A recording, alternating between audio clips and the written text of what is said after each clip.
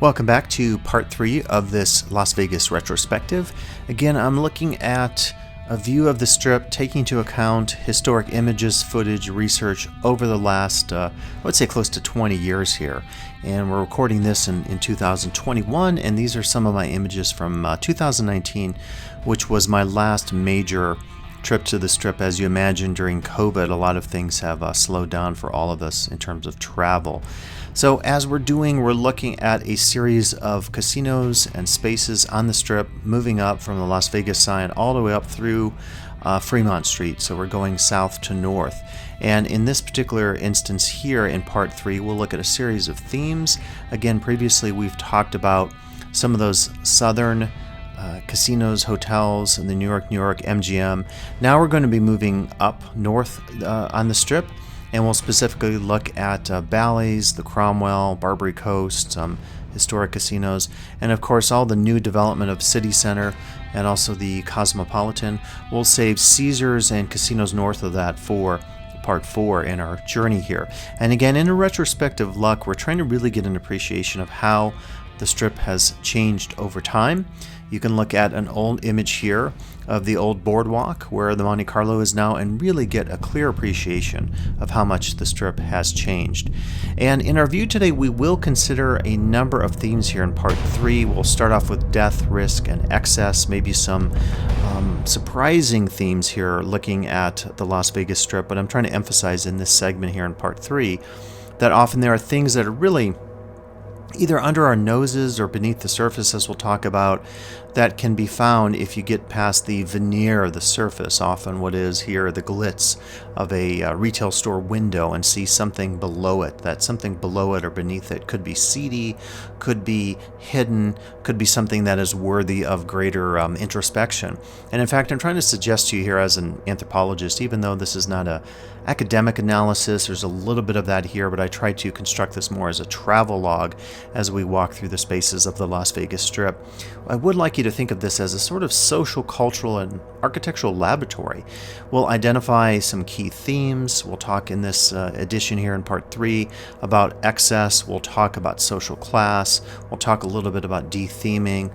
We'll talk a little bit about sort of the difference between the high and the low culture as we see these experiences on the Las Vegas Strip.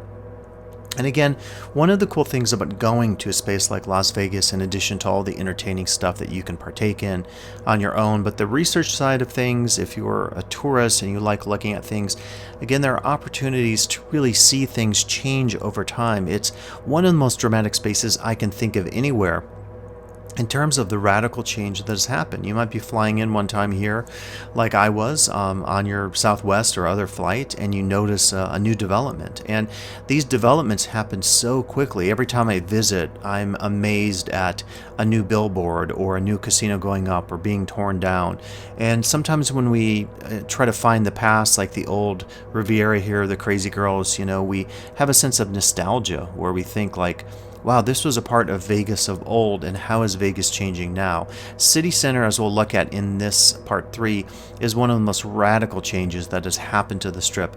In other work, I've talked about this as an emphasis on detheming and a movement towards non-representational and more abstract representations in terms of the spaces of City Center. The Aria, the Vdara, crystals, not really having an explicit theme as we've seen with casinos, really with that boom in the 1990s going through the end almost up until 2000, where everything was really focused on theme casinos. This is an interesting site we'll look at later, and this is specifically a police bust, and it's one example of many, as are these cards for various escort, presumably, services on the Las Vegas Strip. And seeing something like an actual police bust happen in real time right on the Strip, as you'll see from my video from 2017, is pretty dramatic, and again really lends itself, like these images of garbage, or now we're looking at more touristic images on the Strip. It's a different side of Vegas, and again, I think one of the things you can do as you're studying the Strip, as I do, is really see it as a type of social, cultural, architectural laboratory, but also look for the inherent contradictions outside a wedding chapel. Some of those scenes there we're looking at. Or it could be in a gift shop. I spent a lot of my time going to gift shops like Bonanza Gifts, as we'll get to in one of the later parts of this series. This is an image from one of the casinos near Fremont Street, and you can actually see a urinal right next to pieces of the Berlin Wall. And in fact, Vegas of old, if you look at some of this historic footage, of course, is known for a lot of things. Mob influence, really known for atomic bomb tests that were actually visible on the Las Vegas Strip. And you think about kind of this idea of atomic tourism and how dramatic that is. Again, it's really emphasizing to me this idea of excess. And we'll look at excess here, talking about the surface and what lies beneath it, referencing the work of a famous French philosopher, Georges Bataille, who wrote a lot about the idea of sacrifice and excess. And you can think of excess as energy that is left over, that is needed to be expended. And so a lot of the things you see on the Las Vegas Strip, such as shooting a machine gun or all of the eating that people do, these would really relate nicely to what Bataille was talking about. And yet psychologically, as we see from this sign here, and if you will, this is my evidence talking about some of this today, is the idea that we should deny our desires, whether those are sexual desires or gambling desires, or maybe wanting to, start a fight on the Las Vegas Strip, as you see in these footage examples here. Lately in the local news in the last few years, we're talking, 2020 and prior, there have been so many stories about explicit forms of violence on the Strip. And we'll talk a little bit later about some of the real unfortunate attacks, including the one that happened by the terrorist from the Mandalay. But when you see images like this, they contrast, I think, very greatly with the idea of people going to Vegas and having fun and hopefully not participating in such excessive expenditures of personal, if you will, existential energy that you will not be caught up in a fight or get arrested and so forth. And sometimes I look to my old footage here, such as, a band playing, and you think about these moments of pleasure and people having fun. There's so much you can do in Las Vegas that could be a scene like this, right? Just a very simple cover band playing in a casino, people having drinks, people playing slot machines. There's that whole sense of destiny that is so incredibly important, I think, in terms of the popularity of Las Vegas. It's the gambling and that sense that you could become rich, however astronomically impossible that is. You could become rich with the pull or push of a button on the slot machine. Now, this is my footage from 2017, and I did, by the way, try to go in and cover up identifying faces, blur it, and so forth. I was just out on the Strip, as many of you are maybe, when you go to Las Vegas, and all of a sudden, there was this big scene, and I thought, what in the world is going on? And I'm speeding up some of the footage here. But this thing happened over, I want to say it was later in the evening, 8 or 9 o'clock. This was in 2017. Right in front of Planet Hollywood. You know that area probably pretty well by one of the pedestrian bridges. And there was massive police presence out there, and people were clearly being arrested. The people included costume characters. As you know, a lot of these people dressed up as Star Wars characters, and if you're interested in that, that's another whole side, I think, of looking at excess on the Las Vegas Strip, in addition to images like this, girls direct to your room, because Bataille certainly would have us talk about, again, expenditure of energy in terms of sexual behavior, and a lot of people come to Las Vegas because of the inherent ability, what happens in Vegas stays in Vegas, that inherent ability to experience, all aspects of sexuality and even sexual excess. And so in the case of this particular event, seeing so many different people being arrested, as you'll see in a second, all these costume characters. Again, I think the costume characters are their own sense of excess in the idea that they really don't fit in with the Strip and its operation. If you see someone dressed as Chewbacca from Star Wars in front of Mandalay Bay or Caesar's Palace, really doesn't make sense, right? It doesn't have a clear connection as a narrative on the Strip. It just seems totally out of place, and that's how I've always responded to seeing these people dressed up. But if you read reports, people can make upwards of $700 to $800 a day getting tips when people take pictures with these costume characters. And so that's one side of this too, is to sort of see this as an underground economy. In addition, seeing the girls to your room, thinking about sexual exploitation, thinking about human trafficking, a lot of huge issues. And I know Las Vegas has cracked down on this, as has Reno. And there's more emphasis, I think, on trying to understand how we can can curtail and stop this underground economy happening in terms of sex trafficking, human trafficking, and so forth. Now, the interesting thing about this, I talked to a few people who were working cleaning up outside the casino, and they seemed to think it was related to drugs. Again, there were probably over 30 different people arrested, many of them dressed as costume characters. And I was trying to understand what was going on. I asked a few people working at the Planet Hollywood, and they said, we think it might be related to a sting. Maybe they're concerned about drugs and selling drugs via these people on the Strip, because they're in contact with so many tourists. You think about if there is going to be an exchange of drugs, money for drugs and so forth, that could happen in one of these spaces on the Strip, just because those costume characters come in contact with so many different people. I will say, to this day, I have not discovered exactly what happened. I looked in the police blotter, and I have no idea what happened in 2017. I never found a story of it. Now, I wanted to mention the horrific shooting that happened at the Mandalay Bay with this, I call him a terrorist, who shot up the Harvest Festival years back. And one of the worst, the worst mass shooting in U.S. history. And I think for me, there have been a lot of explicit acts of violence that have happened in the city. You think about famous rappers getting shot, or exploding cars. There have been major bank robberies. What happened at the Mandalay is at such a level of horror in terms of violence. It's really hard to comprehend it. And what's made it really hard, even harder to accept, you can never accept it, but is the fact that there doesn't seem to be a clear motive. This particular individual, we won't use his name, but he was known for being a high roller, playing slots at the Mandalay. He clearly had a lot of money. And why would someone do this? And he had specifically looked into targeting other areas of the Strip where there were also concerts, including far north, up way past the Wynn and towards the Strat. So when we look at horrible incidents, and this is a blotter, if you will, of attacks on the Strip, exploding cars, armed robberies. Again, it's something that is really, if you will, out of character, even going back to 9/11 and asking, why did the Al-Qaeda terrorists visit Las Vegas? Why did they stay at the Circus?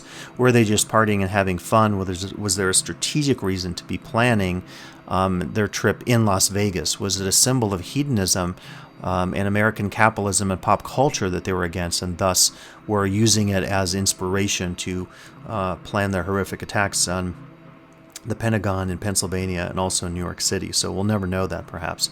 Now, some time ago, I started writing this piece and published this piece. I'm really trying to deal with some of these issues, and you see just these clips here of footage and then also some of the text. And so I was very curious to go back to 9/11 at the response at New York, which is a simulated version of New York City following the 9/11 attacks. For me, that's always an opportunity to look again at a time of terror, a time of violence, and to try to see how that gets incorporated in, if you will, a memorial on the Las Vegas Strip. And with the recent redesigns, that has essentially gone away. So in this particular writing, I was interested in looking at some of these sacrificial aspects of the Strip, and I'm quoting here directly Georges Bataille and his concept of the low, to try to look at moments on the Las Vegas Strip and maybe which we can understand that underbelly of excess that often permeates through the various facades, the glitter, the flashing lights, and so forth. And sometimes, going to a gift shop like Bonanza Gifts or another place and seeing something like this, it really is, not to be crude here, but it is really a literal reminder of Georges Bataille and his interest in things like the sun and the notion of a solar anus, this idea of the expenditure that is forced out. And there's so much waste that is encapsulated in a place like Las Vegas.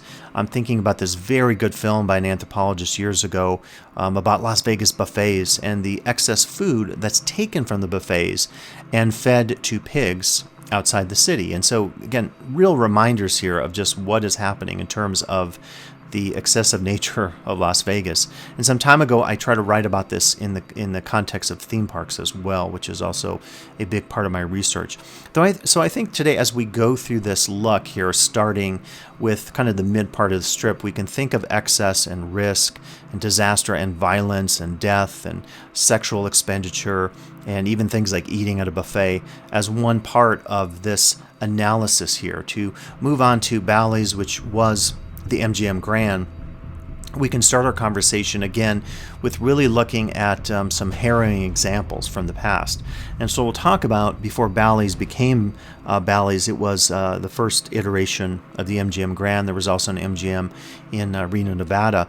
And if you go there now, which is the Grand Sierra, you actually can see some of the remnants, kind of the ruins of the past. You see actually the doors from the old MGM, at least as of a few years ago, in the elevators. You can actually see those icons. So sometimes we have reminders of casinos on the Strip that are indeed no longer with us. And it goes back a little bit to parts 1 and 2 of this journey up and down the Strip, where we talked about this idea of Walter Benjamin and the Angel of History. And I think as we think about time in Las Vegas, it's a very interesting journey because we do have these remnants and memories of the past. Again, this is a very harrowing set of reminders here. When we think about the MGM fire many years ago, one of the most horrific, I believe, was the third worst fire in American history. Probably second worst if you take out, I think the second was in Puerto Rico. So in the continental U.S., we had seen nothing like this before. So many people dying. And in fact, after that fire at the MGM Grand that killed upwards of, I believe, 65 people, there was another fire at another casino north of the Strip just a little bit after, and I think it was like 8 people died in that one. So these events that happened were certainly wake-up calls for many people, not just hotel casino operators and builders on the Strip, but anyone in the U.S. operating a large casino hotel that could have upwards of thousands of people. And this particular fire, at the time, people were unaware, didn't have the fire codes that we have today. And in fact, there were some permissions given to not have fire suppression units inside the MGM restaurants and casino level, thinking that these spaces are so visible that when a fire breaks out, people will be aware of it, versus a hotel room. If you're not in your hotel, you need a fire alarm. Well, that didn't go so well, and there was a refrigeration unit for one of the pastry operations of a restaurant that failed, and the casino was engulfed in flames in no less than 6 minutes. The smoke inhalation became the big issue, and I think it really led to some reforms where people began to realize that it's not always the direct flames that will kill you, but it's the smoke. So a very dark time here on the Las Vegas Strip. And then eventually, of course, the MGM is sold. We build the new MGM further south down the Strip, and then eventually you have Bally's. And again, looking at these casinos over time, as my videos have done, in this case, I did a video back in 2013, and I talked about the unthemed nature of the casino. And for me, that's always one of the reminders when I go to the Strip, is that when you walk into a place like Bally's and you go through the tunnel that connects you directly to Paris, Las Vegas, you're really presented with an interesting transition from a relatively unthemed casino that doesn't have a predominant theme to one that has this very clear place-based theme. And now as you visit Bally's, you get some of the reminders. You see this also at Planet Hollywood, of events or spaces of the past where there is historical reference to what went before. You also see this, or used to see this, at the Tropicana, where they would often focus on history of the past. And by the way, Tropicana was just bought by Bally's is actually owned by Caesars Corporation, but Bally Corporation actually bought the Tropicana, and that will become a new casino. Now, Bally's, the current version here we're talking about, is revising itself, of course. The Grand Bazaar shops, I think, are a great example of how the casino has attempted to modernize its spaces. I think Bally's was always, for me, one of those throwback casinos in terms of it had a lot of history. It was known for some of its shows, but it certainly lacks, if you will, looking at the Paris here, some of that charm of a more place-based themed casino. So I think it's always hard for some of these casinos to identify and to create identity because they're competing with, casinos that have a clear place-based association. And for me, that's been one of the major transformations. And we're seeing that intersessional space in between Ballys and then going into Paris, I think, which is always, for me, very interesting how you do transitional theming. And we'll now start to move on to Barbary Coast. And Barbary Coast actually is also one of those throwback casinos. Of course, now it's the Cromwell. And we'll just pause here for one of my on-site video commentaries as I was in this area here in 2019. All right, I'm thinking we're just crossing over from Caesar's Palace over the Strip. This is one of the newer pedestrian footbridges I haven't been on in a while.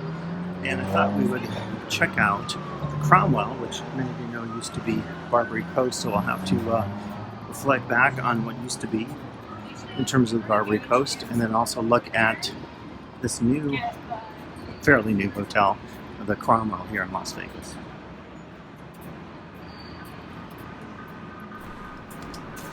Okay, so as we're walking here on the pedestrian bridge during my visit in 2019, by the way, one of the many new pedestrian bridges that you'll see on the Las Vegas Strip, we're looking at the transition from the Barbary Coast to Bill's Gambling Hall and eventually the Cromwell. If you're familiar with the fact of Barbary Coast and its legacy, opened in 1979, was open for well over 40 years. And it's a casino for me that is included not because of its size, not because really of its theming, but personal history, and just a place that when I visited it always has reminded me just of kind of the historic side of Las Vegas. As we look at this image of construction actually near Resorts World, we're reminded maybe of the concept of the ruin, which I think is a pretty important one for Las Vegas, an ability to bring together the past and the present. This is a shot from the exhibition that used to be a part of the Tropicana, really homage to the implosions and demolition of the past. And these are some shots of historic casinos over the years as I visited the city, including Barbary Coast right here. And signs like this, the $1.95 bacon and eggs, the loose slots, shrimp cocktails that you could get for 99 cents. Here's a shot of the boardwalk. Really all reminders of the history and legacy present in Las Vegas. And so for me, the inclusion of the Barbary Coast here is to give us ability to reminisce about what used to be the case in terms of Vegas of old. And casinos like the Barbary Coast, other casinos down the Strip, Imperial Palace, always reminded me, as we look at this article here, from the movement of this casino over time, always reminded me of an era of Vegas that perhaps you see a little bit of it when you go to Fremont Street, but it's slowly eroding or evaporating over time. And I can't help but think that if you have a small casino, and no matter if it's family run and no matter if you're making a good profit, the ability to sell that land, as we saw earlier, that tiny space of the Harmon for tens of millions of dollars, I think really is a clear indication that there could be financial incentive because real estate is so valuable on the Las Vegas Strip. Keep in mind the Barbary Coast was always one of the smallest hotel casinos in Vegas, only about 150 rooms, and even when it's remodeled as the Cromwell from 2013 and opening in 2014, featuring the restaurant by the famous celebrity chef Giada De Laurentiis, it still only has around 188 rooms. And when it's renovated as the Cromwell, it switches to an adults-only resort, which I think is kind of unique, and it reminds maybe of some of the entertainment industry.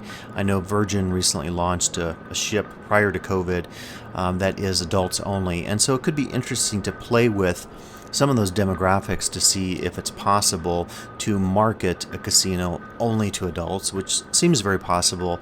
The new Cromwell, if you've had a chance to look at it, it does have a very much boutique feel, so that could certainly tie in with that marketing to adults only. And so here, as we leave Barbary Coast, again, a very short visit, we just see a few of these historic images. I think it's always interesting, again, if you're a student of design or of casino or pop culture history, to look at what came before in terms of these images. And again, the theming, not very explicit, but certainly referring to San Francisco and the era of the Barbary Coast, the Victorian theming indication of that mid to late 1800s. And certainly that saloon hall feel is kind of reminiscent of that period in American history. And as you look at an image here inside the Cromwell, you can see the major architecture is kept intact, and then they do a lot of gutting of that old interior and, of course, the rooms and also the exterior to make it more appropriate for being a contemporary casino on the Las Vegas Strip, competing with all the other casinos around.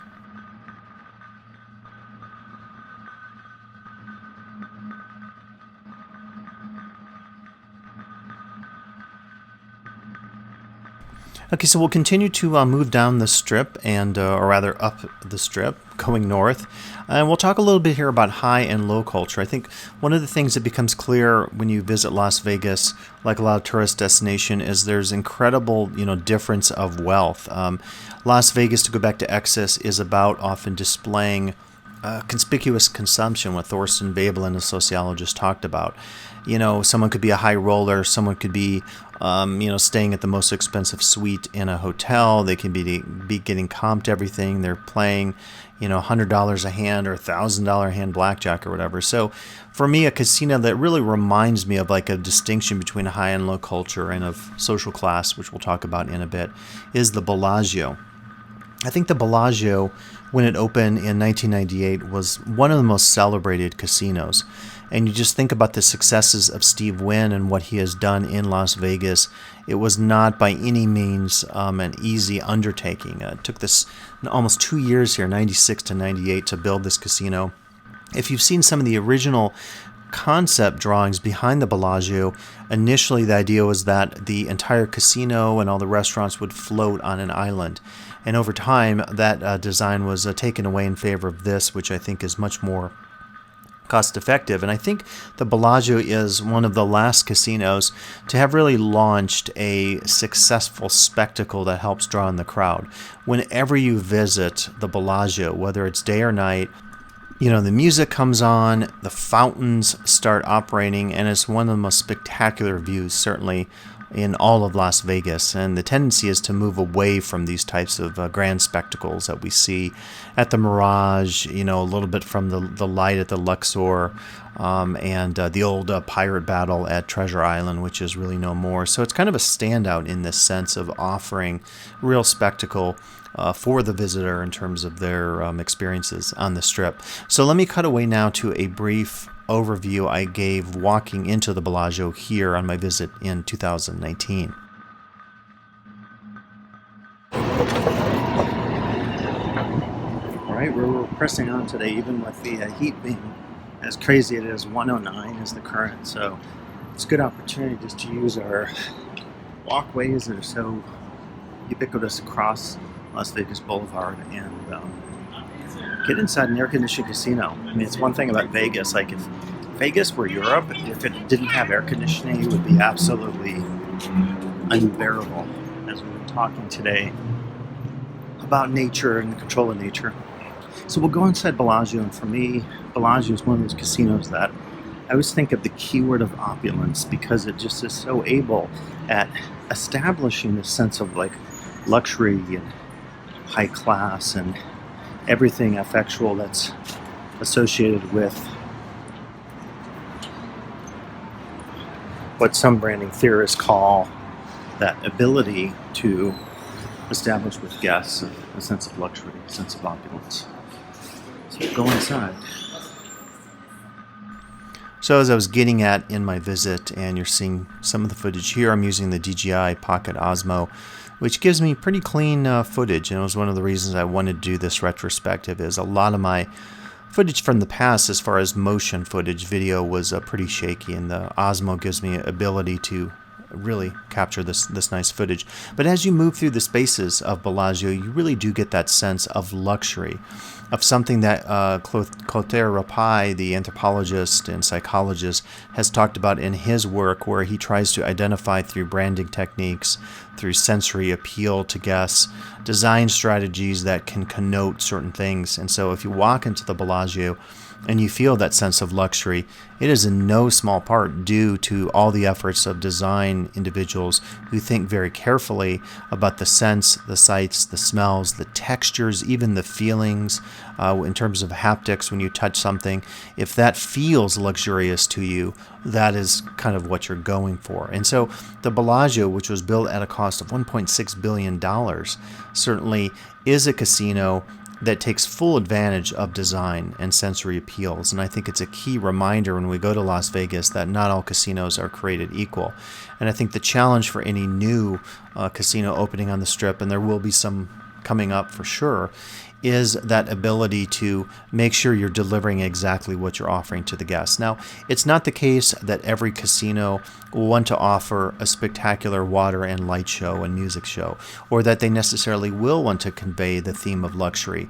If luxury seems too pretentious, as we learned about with the focus on the Monte Carlo in our last part of this journey, sometimes it's too pretentious, and so your marketing might play off that fact and say we don't want to be pretentious like the Bellagio. Instead, we want to offer you fun and hedonism and escape, to go back to excess.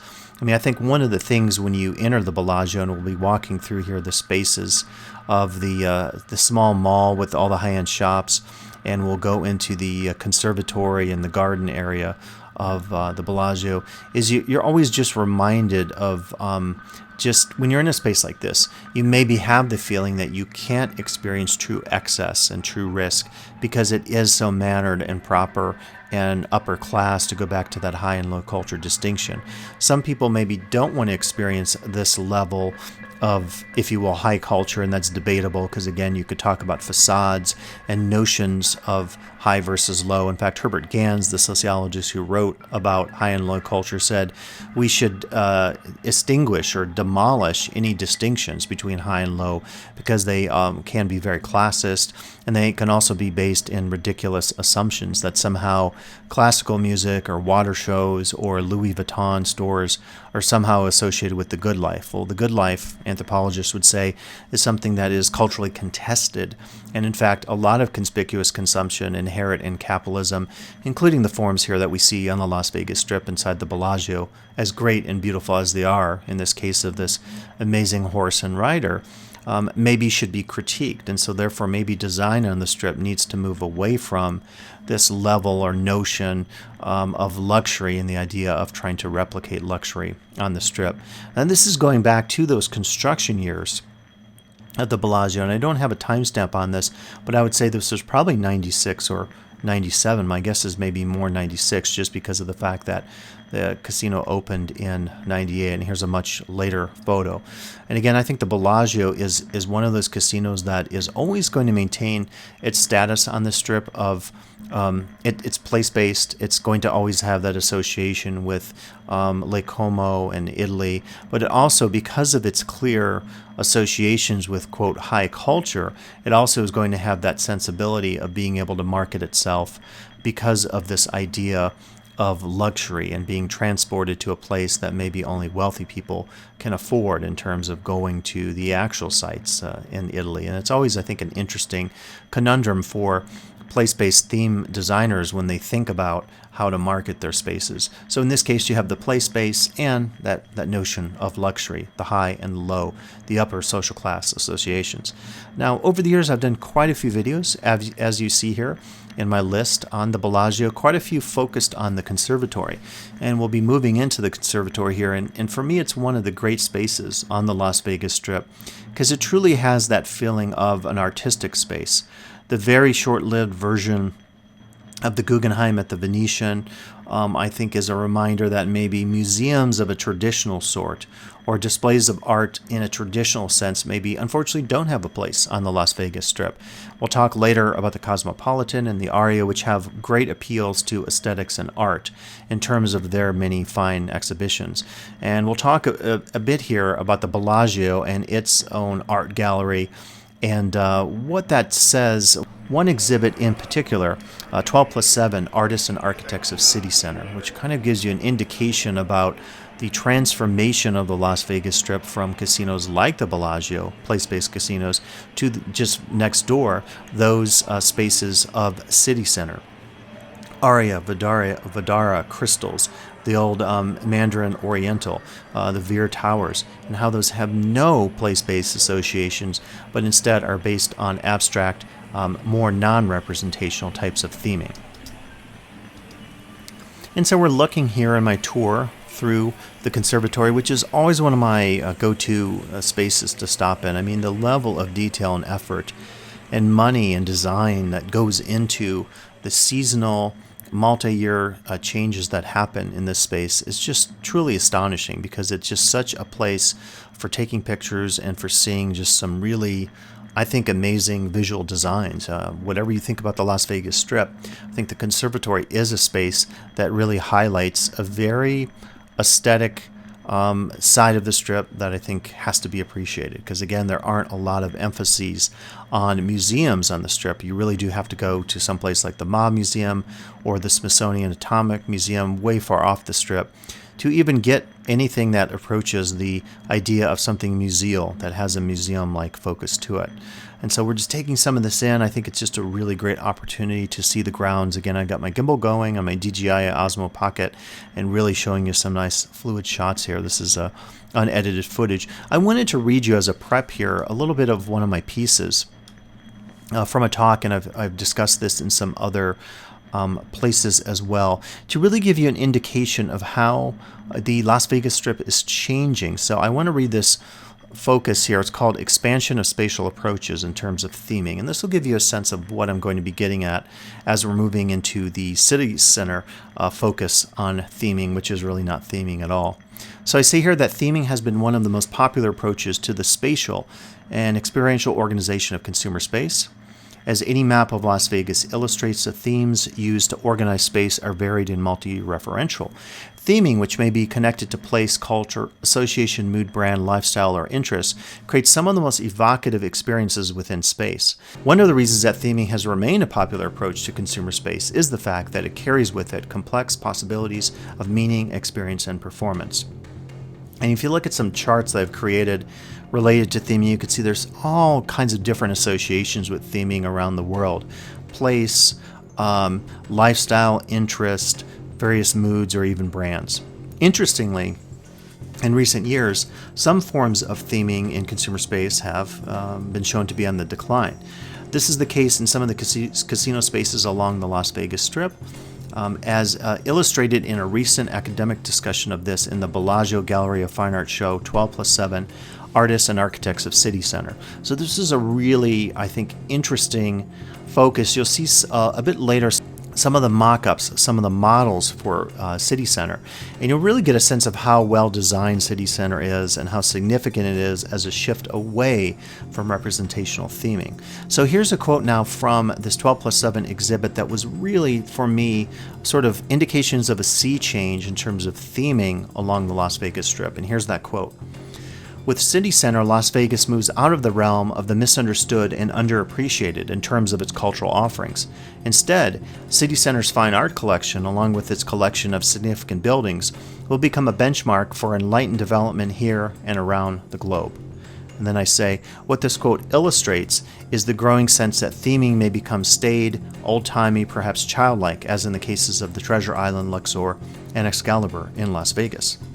And so as we continue to move through the conservatory, I think the interesting conundrum, again, this was an exhibit inside the Bellagio that was celebrating, heralding the opening of City Center and saying, We're throwing away the past, the old-timey place-based associations, and maybe they weren't thinking directly of Bellagio. And of course, MGM owns this entire complex, although interestingly enough, the Bellagio was sold for, I believe, $4.2 billion to Blackstone Group.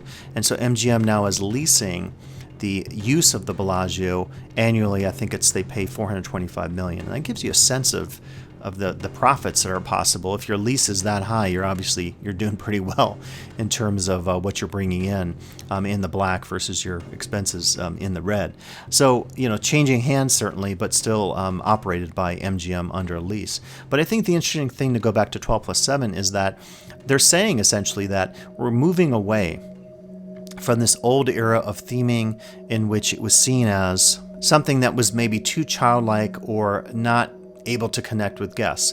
So the curious thing about this is, were they incidentally saying that about the Bellagio itself, or is the theory that the Bellagio, due to the high culture associations that we've been talking about in this segment of the video, that they're immune to that? If you look at Luxor, if you look at TI, if you look at Excalibur, the level of detail to the theming, those are all interesting properties, don't get me wrong, but I never go into Treasure Island and think of luxury. I just don't. Again, it's not to say that you have to think of luxury when you go into a casino, but it's just one of those things, again, that allows the Bellagio to stand out because of those high-class associations. So for me, I think as we're starting to transition towards City Center here, and literally and figuratively we're moving here to City Center, you can actually take the tram from the Bellagio and hop to the Aria very easily. You just actually walk down this hall that I'm going to here, past the conservatory, and you're there on the tram. And the tram, many of the trams on the Strip, there are some smaller ones, and the really long monorail, I think are another opportunity to really expand the reach of Las Vegas, if you will, because people can more easily hop from one casino to the next, which used to be a little bit different years ago. And these are a couple of my shots of the Bellagio from years back, and I always thought these were pretty picturesque shots that I took here in black and white. But for me, the question here as we're transitioning into the City Center complex is, to what extent is Bellagio, is this the old regime dying out, the place-based association, and even that focus on luxury? Now, when we move into City Center, I will argue with you that the Aria, the Vdara perhaps, certainly Crystals, have some of the most luxurious and exquisitely designed spaces I've ever experienced on the Las Vegas Strip. The key difference is that there is no place-based association theming. There really isn't explicit storytelling. With the old versions of the Mirage, with Treasure Island, Luxor, there were shows, there were with our view of the Luxor, we talked about the King Tut references. There was some level of storytelling, albeit maybe minimal and not detailed, but something that gave you association of place with some backstory. When you go to City Center, you lose really all of that. The focus is on design, the focus is on luxury, the focus is also on sensibilities of fun and enjoyment that come from not explicit themes or walking down a faux cobblestone street in Paris or Manhattan in New York City, but more coming from this concept of design. Again, no reference to place, but reference to luxury, and certainly the feeling that you are in a space that is incredibly designed and incredibly exquisite in terms of walking through the Aria in particular, as well as Crystals. And we'll take a nice spin through all those spaces here, again using my nice new camera that has really, I think, upped my footage here as I research the Las Vegas Strip. Now, as we think about City Center, we're moving into City Center. We're just looking at a video cam image. We'll talk a little bit about the Harmon, which is kind of one of those unique phenomena of Las Vegas, in which is quite rare, where you build a casino and it's or a hotel casino and it's demolished before it even opens. And so that's kind of a rare moment, I think, to talk a little bit more about excess and what it says symbolically about the Las Vegas Strip. We'll also, of course, talk about the Aria, and we'll also talk about Crystals, which is the mall that I say often is a place where a lot of people luck and walk and take in all the cool experiential design moments from Daniel Libeskind and the Rockwell Group, but maybe people aren't buying a lot because, again, those high-class associations of Prada stores and the like, which maybe many people, myself included, can't afford and don't even shop in those particular stores at all.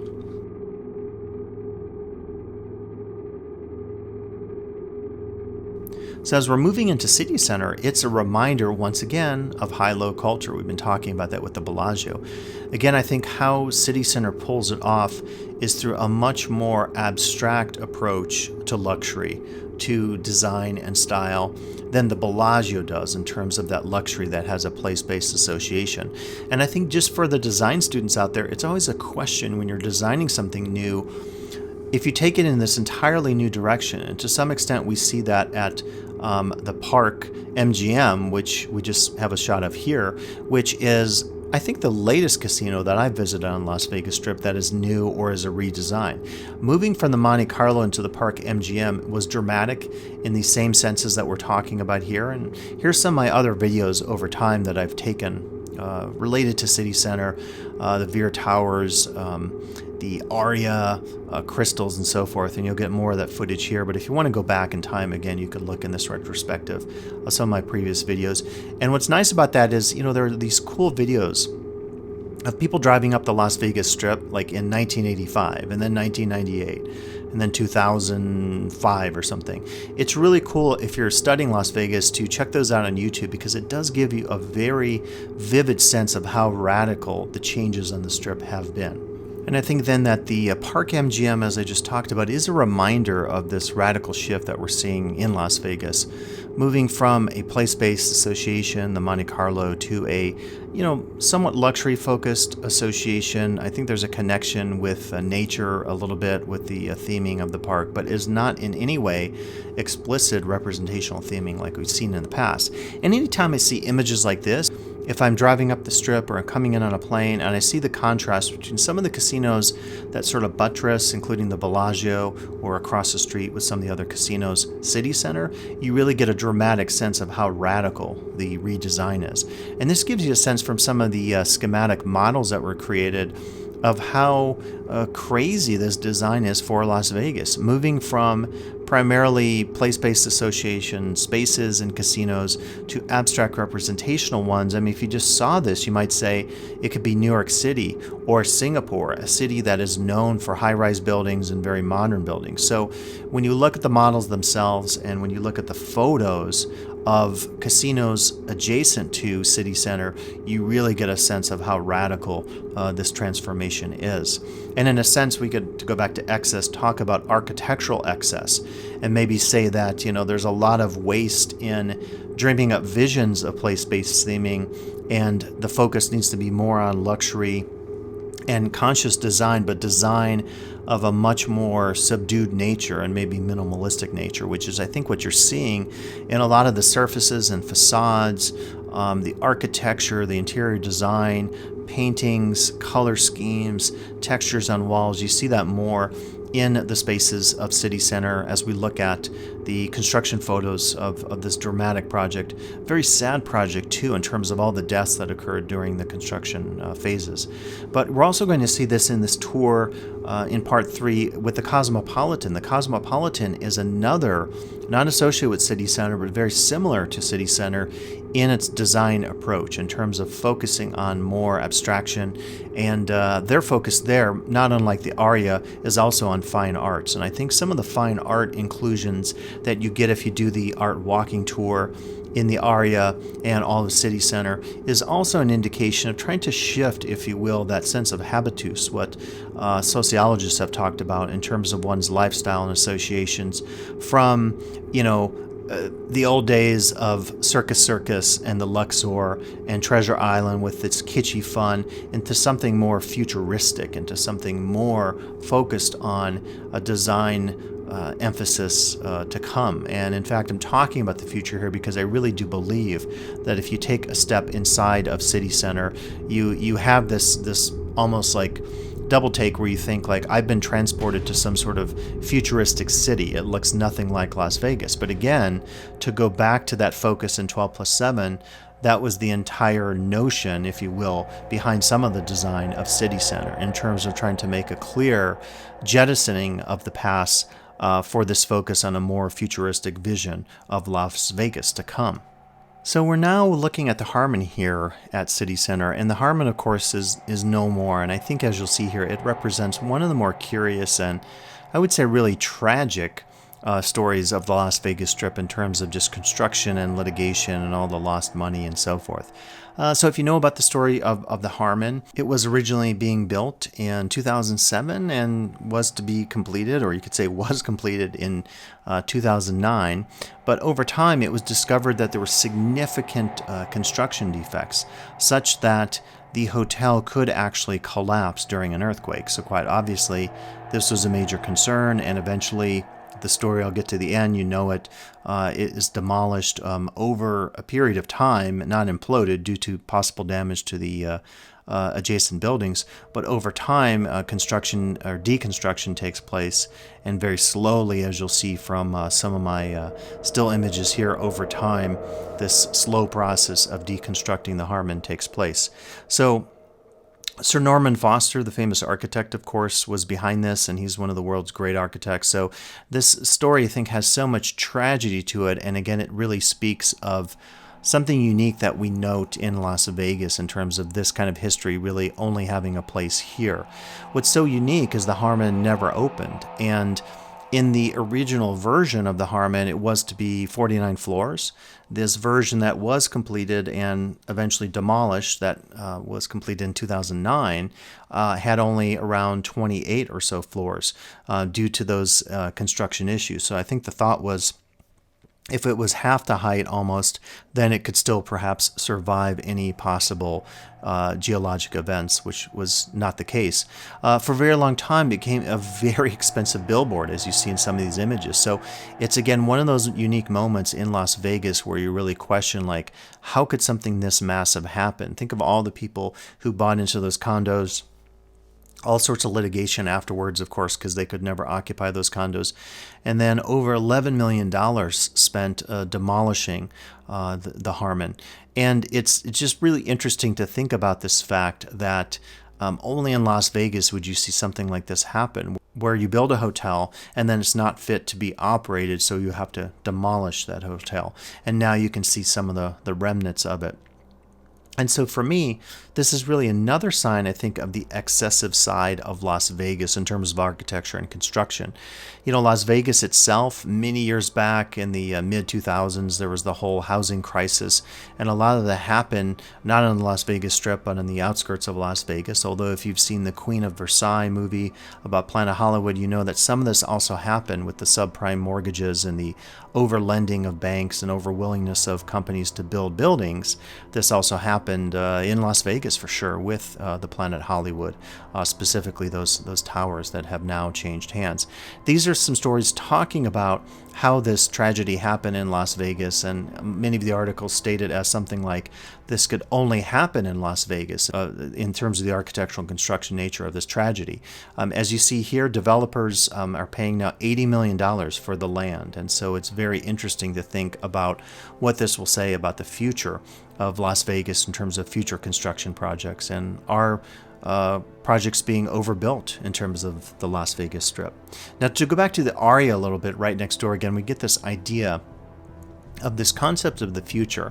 And I think, as I quoted in that 12+7 exhibition focused on City Center, the Aria, I think, is the standout hotel casino in City Center that really represents, I think, a futuristic vision of Vegas to come.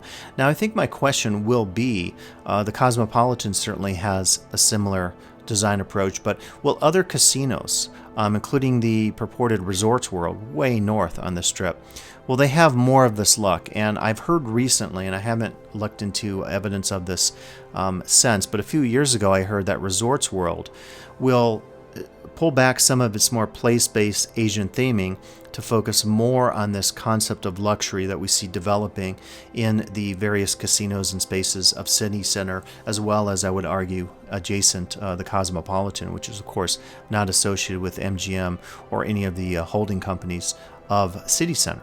But I think this is a big question for the Strip is, Is this a sign of the future? We're pulling back the architectural excess of theming and place-based associations and childlike and kitsch associations that became so common in the 1990s when you went to Treasure Island, when you went to the Excalibur with a really kind of corny, hokey, dragon and King Arthur, all the Knights Round Table, or the focus on having a jousting dinner with your family. That started eventually, you could say, to move away from the consciousness or interest of the typical Las Vegas visitor. So I think if the focus is on, as you see these gentlemen taking images of City Center, more on the idea of luxury, more on this idea of a future vision of the Strip that looks a lot different from the past. If we're trying to jettison what happened before, that focus in 12+7 is maybe a reminder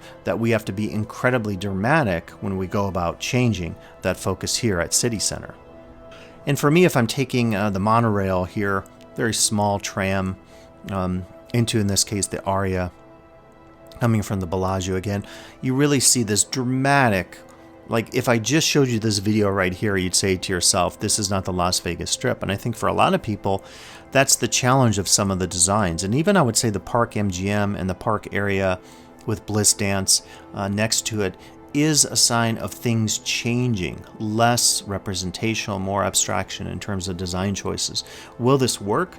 Will people respond favorably? I mean, we'd have to talk to the marketing folks to get a sense of this, but I think that it does dramatically represent a jettisoning of the past for something much different. So if you were shooting a sci-fi film of some sort, I think you could almost use some of this as a backdrop. Again, comparing that to the Strip, it's much different. And I think when you see City Center, either when you're flying in or walking on the Strip, and you see the lights and buildings and spaces of City Center and almost everything that surrounds it, with the exception of the Cosmopolitan, I think you could say like it doesn't quite fit, which may be the point of it. Now, the many videos I've done over the years have been significant in their different focus. And so I've looked at one of the rooms, one of the corner suites in the Aria where I stayed many years ago.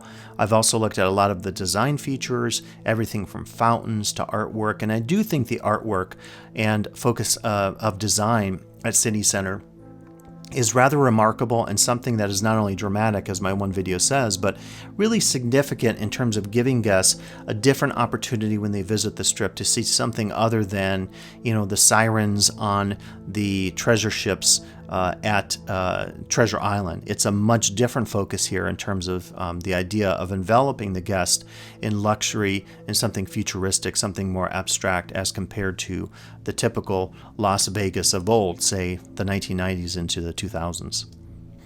And in these next set of images, we're just getting a sense of what one of the rooms looks like. This is one of the corner suites, so maybe it's not a typical room, but again, I think the Aria is a really amazing space in terms of its hotel space, in terms of its casino space, the amenities.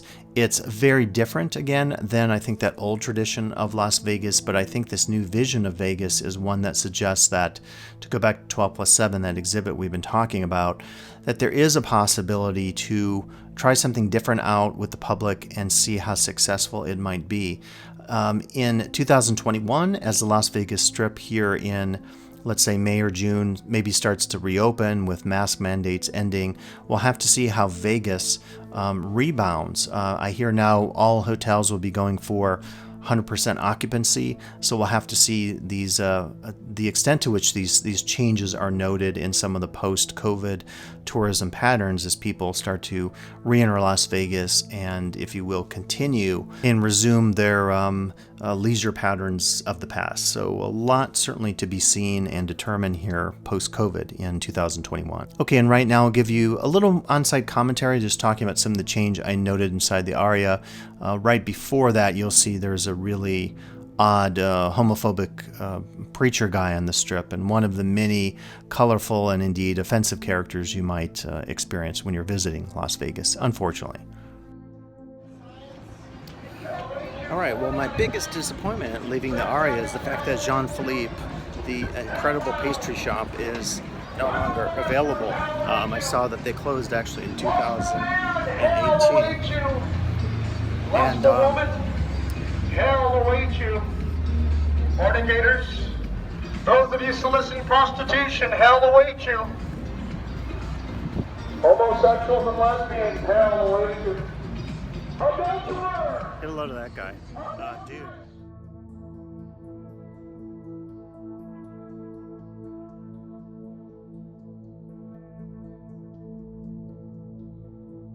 Alright, I'm trying to finish my video. Yeah, so in any case, that was one, for me, big notable change at the Aria was the fact that that incredible pastry shop is gone, and if you look at the new pastry shop there, it's just not the same thing. So for me, a real disappointment having stayed at the Aria and really enjoyed it. But as you can see, a lot of, like with every casino, a lot of updating going on, just in terms of restaurants coming and going, new attractions and so forth. The theming, the interior space, the space that changes the most is the lobby, which is on a much smaller scale than, say, the Bellagio Conservatory, but has that same idea on a smaller scale as far as just like the art display and everything like that. So. And we'll end here again. I was talking about Jean-Philippe, one of my favorite features inside the Aria, No More. And I heard there was a long story about what happened between the partnership and why that broke off, but it's now no longer Jean-Philippe. But always enjoyed this as one of my stops. It's just one of my memorable spaces I would always visit. I'm certainly sad to see it go, and even the display is nothing like it used to be when it was under the auspices of Jean-Philippe, so the famous French pastry chef. You're getting a sense here of just some of the design as we move out of the new pastry area of some of the focus here in terms of public art. It's just, I think, incredible to think of Las Vegas becoming more of a destination for art, and I wonder over time if a casino would make a break with the past, if you will, and try to open up a proper museum space. And again, we do have many museums in Las Vegas, including at the Bellagio, but the Guggenheim didn't really work out well at the Venetian. So I think maybe to go back to like French sociologists and focusing on lifestyle and associations, the people that want a certain Las Vegas experience, maybe this theory goes, do not also want then to look at fine art. But I think that's maybe an assumption that could be changed or challenged over time, because I think there is probably a certain clientele demographic that could be marketed to that wants this kind of fine luxury dining and gambling and hotel rooms, as we've seen at the Aria and the other spaces of City Center. We'll get a sense of that with Crystals coming up, who also want to experience fine art. And certainly the number of artists featured, if you do the artist tour at the Aria, and I've have other videos where I focus on that, so I'll save it for those and you can check those out. Really significant artists that are being featured here in the mini spaces, including video art coming up here at City Center and at the Aria. So I think a great opportunity again to really reflect on what the future is of Vegas and what the legacy will be of some of those spaces of the past that we've been viewing through historical references, either through mine or other historical films and images. Now we should say that in this focus today, we're not really looking at the Veer Towers. I've looked at them in other videos, and you can certainly check them out. They're essentially closed to the public. They're not really an open space like Crystals, the Aria, or Vdara, but you can certainly check out any more information you like on the Veer Towers if you like. So I think it's a good time to remember just some of the themes we've talked about throughout this journey in the multiple parts of this Las Vegas retrospective.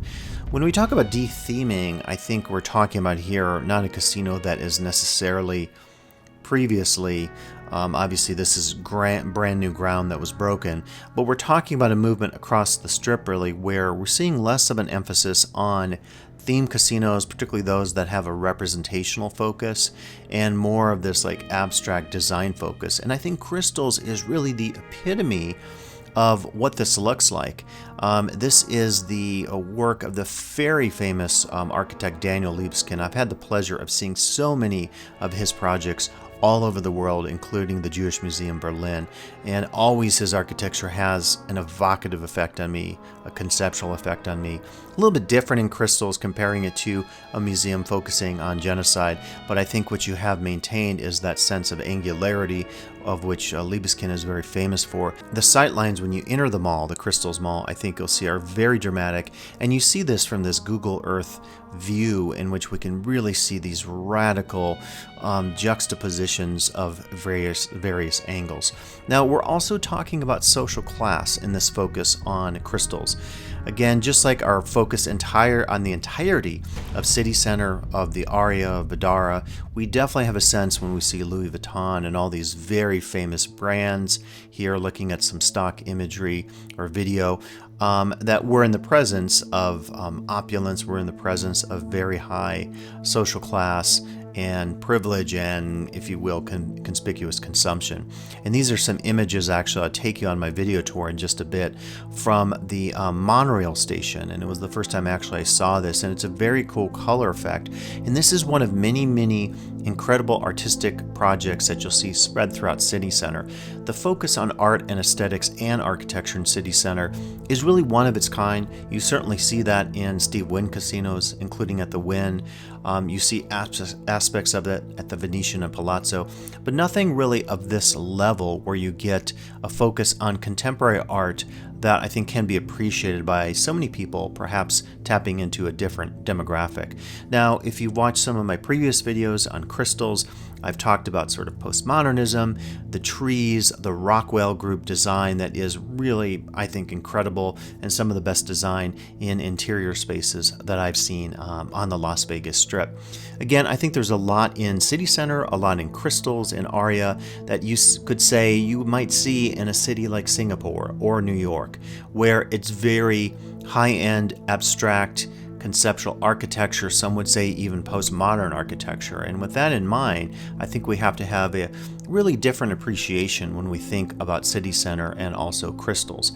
And so when we talk about it, we certainly should be reminded of the work of Daniel Libeskind, the architect behind this, and you see a little bit of that indicated here, sort of the project design sheet. Some of the best architecture I've seen on the Las Vegas Strip, and it's just really incredible to look at what they've done with the exterior, the interior, again, the sight lines. As you walk through crystals, you really get an appreciation of the use of multiple elements of design. For me, walking through crystals anywhere in the world, really, from an architectural standpoint, looking at what I see, it really does say to me that it's an absolutely beautiful and evocative space. Now, as a mall, some might argue, well, if you don't like those particular brands or you can't afford those brands because it's some of the highest end shops on the Strip for sure, can you really enjoy it? My enjoyment is always walking through the space, appreciating, as you're going to see through video, the really innovative and interactive artwork that you see, these mini tornadoes, the ice sculpture, some of the garden displays, the use of wood on some of the stairs, some of the most beautiful design choices I think you could see anywhere in Vegas. Again, just as we're looking at this, as I'm panning around, I think you really can appreciate that this is a design-centered space in terms of crystals. So what I'll do for the remainder of this section here, because I'm not going to talk as much, is I'll show you my video. First, I believe I'll show you my still photography, and then we'll check out some video again captured with my stabilized camera. I think we'll have some music playing, and you can appreciate just some of the sights of crystals here at City Center to get a real appreciation of this incredible, evocative, architecturally focused, postmodern design mall, very small design mall, albeit here on the Las Vegas Strip inside of City Center.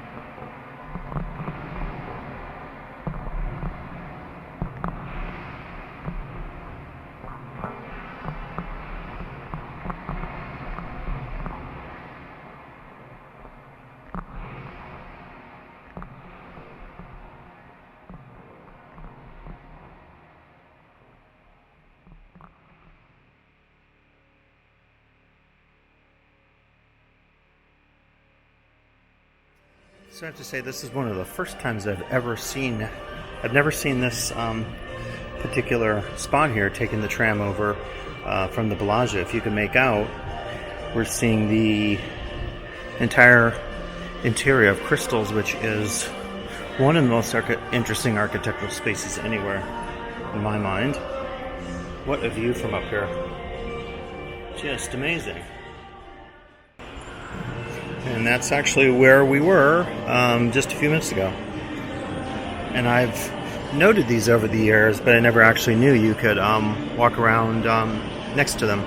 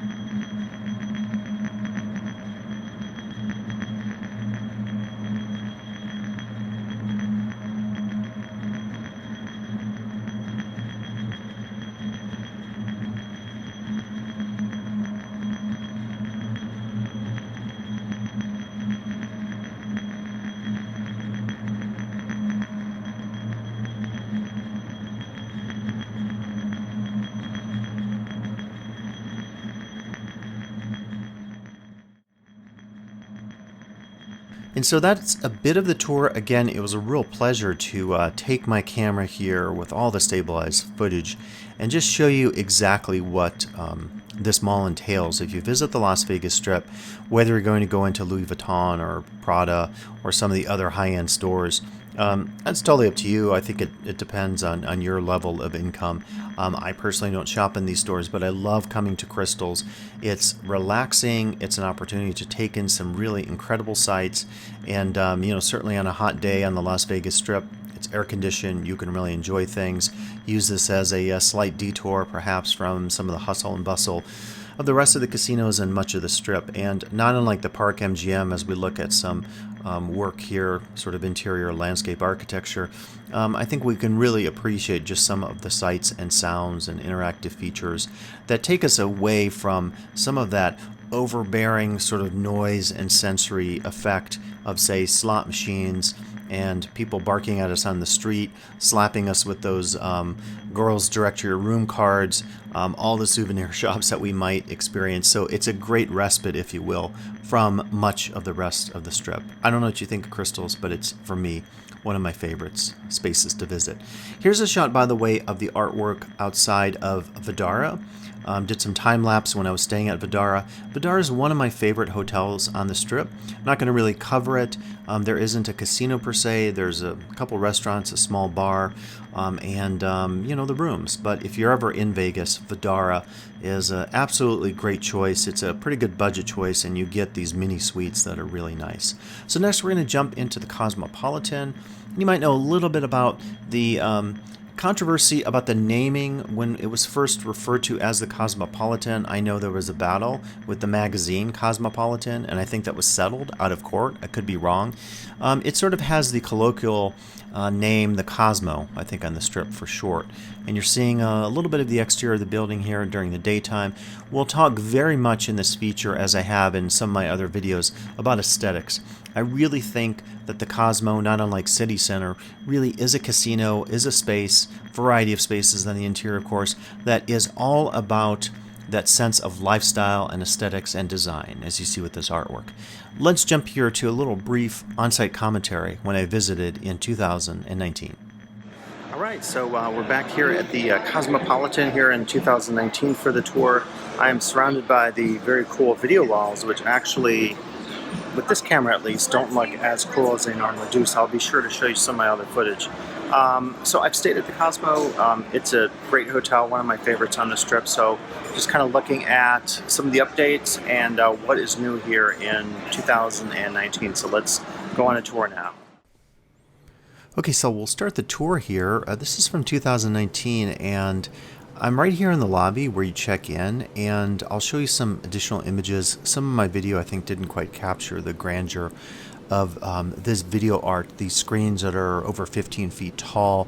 And as you'll see in a second from the Cosmos website, there's a clear rotation of different installations, if you will, video installations. And I have to say, it's one of the most innovative video features I've seen anywhere in the world, including inside the MoMA, modern museums, contemporary art museums, you name it, places in New York. I've never certainly seen anything like this in a hotel.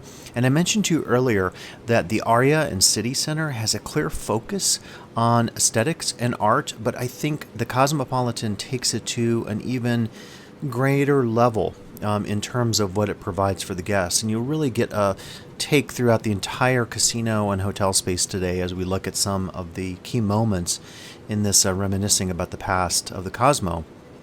That this particular casino really has figured out two things: a focus on aesthetics and design, and also lifestyle. This hotel has been garnered with the best hotel in the world in the 2010s, in the top 10 hotels in the world in various polls. So when you stay at the Cosmopolitan, I think you know that you're in for something very special. There's this sense of the avant-garde. Over time, they've changed the slogan. The right kind of wrong. Now I think it's be strange but not a stranger. There's also, reference in some of the art on site, at least in the past, to the avant-gardes. So clearly the Cosmopolitan of Las Vegas is trying to think about capturing a much different demographic than a hotel like the Excalibur or Luxor. These are some of the additional displays that you see from other visits during my time at the Cosmopolitan. I've stayed here once. The room was certainly on par with the room I experienced at the Aria. Not as big because they had a corner suite there, but I'll show you in a little bit, or mention my video on the room, that it is really focused on design and art as the rest of the casino hotel spaces are. So this is from the website. This is so incredibly cool. I think when you go to a website like this and you see all these different, I really want to check out that diorama one, the Winter Wonderland. But that's one of the current ones that we're seeing, called Seduction, with the bodies, sort of very evocative. And you see just some of the rotation of the various displays that you can see when you visit the Cosmopolitan. By the way, having this at the reception area is absolutely brilliant. It sets the mood immediately. How many boring hotels have you been to, whether in Vegas or other places around the world, where the reception area is about as bland as imaginable? And even some of the grander hotel casinos in Las Vegas, I won't mention those, I think have very staid and tired reception areas. Not the case with the Cosmopolitan, that you get this full sense of what you're in for, if you will, when you check in. I also would say that, the check-in staff, from my experience, are very hip. They're with it. They have their own kind of aesthetic, affective thing going on, not unlike employees at, Whole Foods or Apple Genius Bar or something like that. So really great when you think about this space from the perspective of aesthetics and design, and how it's carried throughout the entire casino. Now, the Artimat here, I think, is a real reminder of some other things coming up in terms of how aesthetics are developed throughout the space, and how also lifestyle is a key part of this. Again, a much different crowd. I'm sure families come to the Cosmopolitan, but with all this art and the nature of the design that you see, I think the emphasis really is on a much hipper demographic, maybe more single or couples traveling without children. That's just my guess. I haven't read, the marketing or demographic information. But just check out how much of this art is carried throughout the entirety of the spaces. This is the parking garage. And by the way, only really that I know of 2 hotels on the Strip, including the Palazzo, that have an underground garage that's sort of not adjacent to the hotel casino. But so this graffiti, this artwork is carried throughout the parking garages. And so my wife and I actually visited and said, hey, we've got to go check out the garages, because we heard that it was really something cool to see. These mysterious spaces that you discover with the art, with the design, including Secret Pizza that we'll talk about later. This is some of the artwork when you go up the stairs, past some of the restaurants, towards the buffet. You get this just incredible array of artwork. And what I like about this, in addition to the Aria and all of City Center, is you can really begin to appreciate Vegas in a new way. It's not just about glitz and showgirls and, the kitschy kind of stuff that you see in the old themed place-based casinos of the past rather. But now you're getting this kind of stuff going on, right? The design levels that you would see at any great hotel in the world, and indeed some of the art, including the rotating art in the various video projections on the outside. Artists like Yoko Ono and others are often featured. This is one of the textures from that art, and this is another piece of art. So you're really getting a sense that it's a different approach to a casino. It's more the lifestyle approach, it's more the aesthetic approach, and not trying to do some of those things in the past that have made Vegas maybe fun and escapist, but also very predictable and very dated. And I think that's one of the challenges with a casino like Treasure Island. It feels so dated that how do you update it? Because it has a facade that is very hard to escape. Whereas when you see the Cosmopolitan, you see the Aria, you see City Center, the various spaces, you immediately know on the exterior what you're getting into, as well as in the interior. I love the design here with the giant chandelier that hangs across multiple floors. And when you start to explore the spaces here inside the Cosmopolitan, you really gain a great appreciation of just exactly what is so unique about this casino. Its layout, the design focus, the aesthetics, the emphasis on lifestyle, and indeed even the restaurants, innovators like Jose Andres, restaurants that combine Chinese flair and flavors with Latin flavors. I mean, it's just really unique overall when you think about what this casino and hotel space is up to. And we're looking now at some interior images as you go up the escalator. Actually, this is the buffet, which is a really cool buffet, just trying to show you how that design focus is carried throughout the spaces. You know, over time you're getting, again, that mixture of the old and the new. So this is 2019 footage going through the various venues. A lot of them have changed over time, and so you're going to see these are the newer versions, and then including a new kind of hip food court that they have. And then towards the end with my still images, you'll get a flair for the Cosmopolitan. Oh, I want to say 4 or even 5 more years previous. So kind of get that sense of how this casino has been updated over time. Again, you're seeing that chandelier. You're seeing, hip brands and boutique spaces. They put in quite a bit new since I had been here last, and I was just really appreciating the fact that, like any casino in Vegas, you really do have to think about designing that space and then maintaining it, because over time people are fickle. You're seeing Kino Poblano up there, which is a really cool, that fusion restaurant I mentioned, which fuses Chinese and Mexican. Here's the brand new food court, and this was really hip. It reminded me of something like in Portland, a food court I had visited. Upscale, has that flair, that look of a traditional food court, a big food hall, but it doesn't feel in any way boring, and I think that's one thing that's key. This has changed a little bit. I'll show you a piece of art that used to be right there on the left, so they're changing the artwork on the wall over time.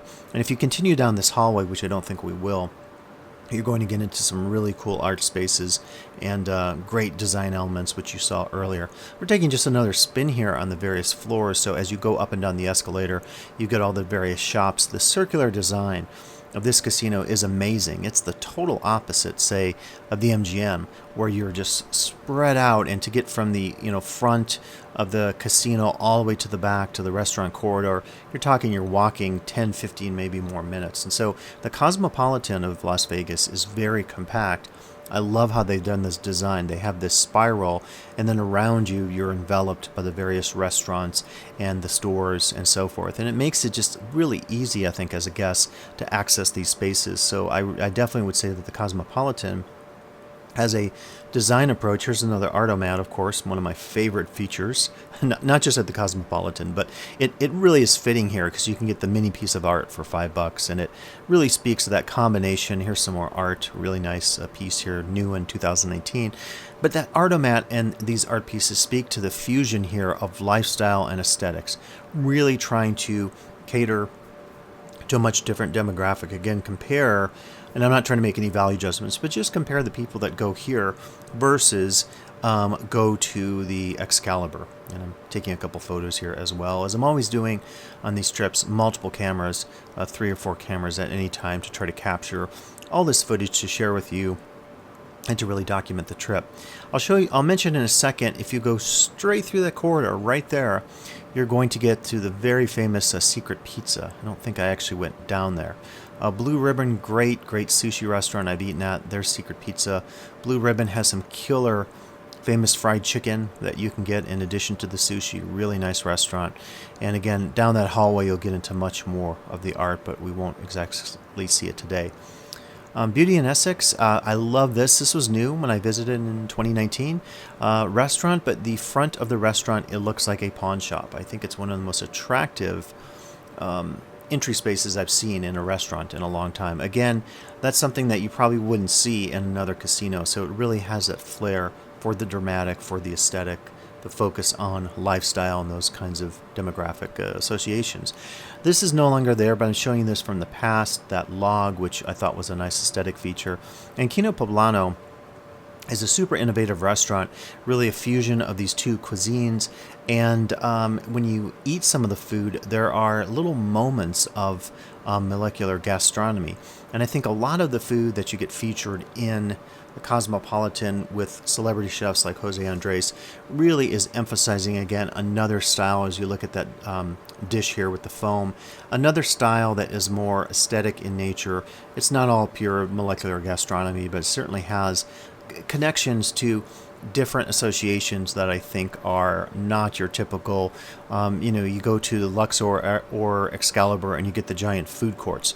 You're not going to get a Chipotle here. Nothing is Chipotle. You're not going to get Annie's bagels or I'm not going to say a Starbucks because there might be a Starbucks now, but a different approach. This is the game area, which has changed a little bit over time. We're just on the opposite side here of Secret Pizza, just showing you again really that feel, although this space has changed itself over time, that feel that is much different than a lot of other Las Vegas hotel casinos.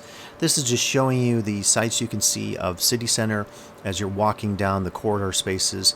And this was that historic nod to the past that was gone at least in 2019. Who knows, maybe it was relocated, but it was the one element I thought was really kind of old time and maybe not in line with a Cosmopolitan kind of brand aesthetic. So as we're looking here at this idea of the avant-garde, I'll just review some of my videos that I've done in the past. I've done quite a few videos on the Cosmopolitan. I think as you're getting a sense in my talking through this space that it is truly one of my favorite hotel casinos on the Strip. It can get very crowded inside as a guest when it gets busy. Sometimes you worry like maybe you're not hip enough to be in the Cosmopolitan, but I think it's well worth your time staying there. As you can see, they've done ice skating on one of the upper decks. Really unfortunate event, I believe it was 2015. There was a fire on the upper deck of the exterior spaces, and I'm not exactly sure what caused that fire. But quite a few of these videos, the two I might recommend you check out from the past would be my short video on room design at the Cosmopolitan. Can you believe it, only 12 people watched this video compared to over 50,000 who watched my Monte Carlo video? I don't know, but this is definitely worth a watch if you want to see a little bit about the interior of the rooms at the Cosmopolitan, which I think are very much on par with the rooms at the Aria. Also, I'd recommend my Secret Space video, which is taking you inside. If you don't want the secret spoiled, just like a spoiler in a movie, don't watch the video. Very short, but it just takes you inside Secret Pizza, which is cool because it doesn't appear on a brochure, and it's one of those things, you know, you ask around. It's not hard to find, but it's such a cool thing. I love this idea of a hidden space that is not in the guidebook or on the map, and is part of kind of like a verbal folklore that's passed from one person to the next. So very cool kind of feature, again, that really, I think, establishes the Cosmopolitan as one of the hippest casinos on the space, with its fusion of lifestyle, aesthetics, sense of coolness, and there is that sense of opulence, which we didn't talk about. But some of the spaces and the textures that you probably noted, and some of the artwork and the furniture, particularly in those hallway spaces, you also see that in my video on the room at the Cosmopolitan, really do indicate that this is a casino that can hold its own with the Bellagio, the Venetian, and other spaces in terms of a focus on that sense of grandeur and opulence of design.